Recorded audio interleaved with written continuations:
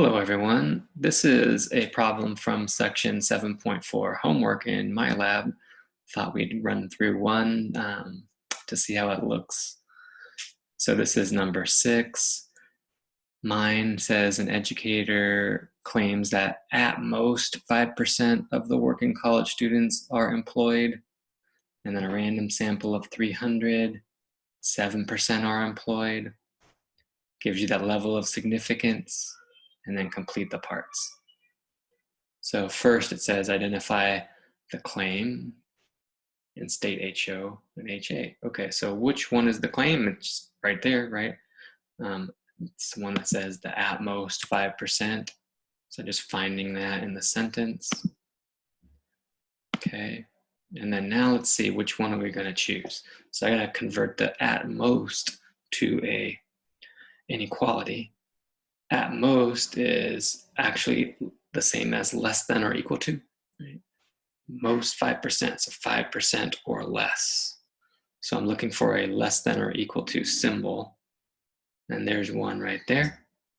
And it also has the opposite, but notice this is not right because HA should always have strictly less than or strictly greater than, right?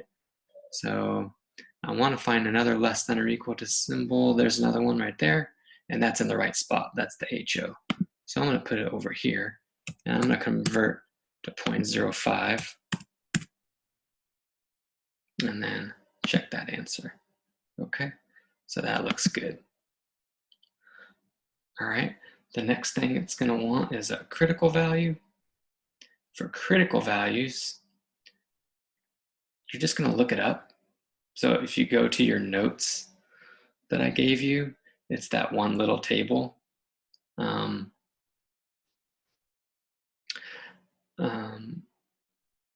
just look it up, okay? Or you can do a StatCrunch.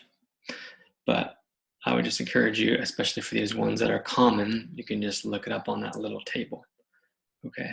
So this one obviously then is going to be this rejection region method because you're finding critical values.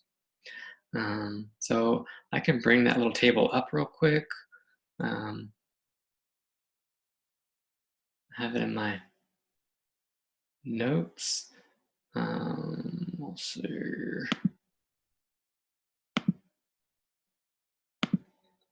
So I'm going to bring up in your chapter 7 notes packet, page 11 has this. Okay, so I kind of wrote all over it in the last video, but there it is. That's what I'm using. Okay, and so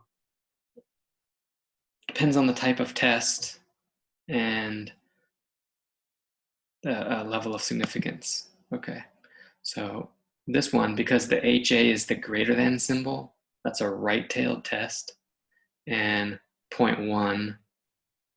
So I just get rid of this for a second.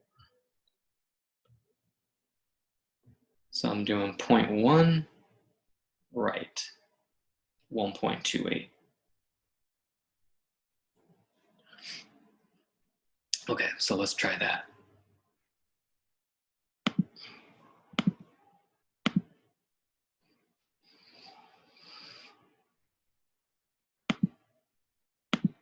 So I'm gonna put in 1.28. Check that. Okay, we're doing good. All right, and again, I knew it was a right tail test because I'm looking right there, greater than symbol on the H sub A.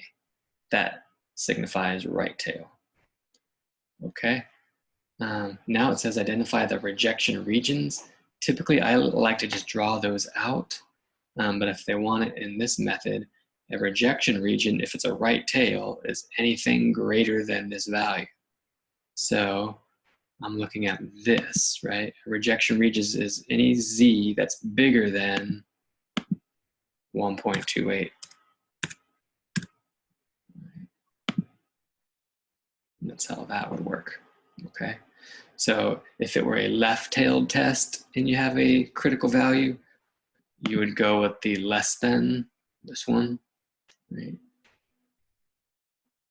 Okay, now we've got to find that standardized test statistic, and that's when I've got to actually work it out. So let me bring up a little whiteboard and I can do that. I know I'm all over the place here, right? But, okay, so I kind of wrote some things down already. I mean, I've got my hypotheses. I've just got some things here. I know n is 300. P hat is that 7%, right? That was the 7% from the sample. So the sample proportion is the p hat, okay? So when I fill this out, the 0.07 goes there. For the p, use what's in the hypotheses. Then that p again is the next value. And then I come across a q, right? Remember q is 1 minus p. So 1 minus 0.05 is 0.95. And then the n is 300. Okay.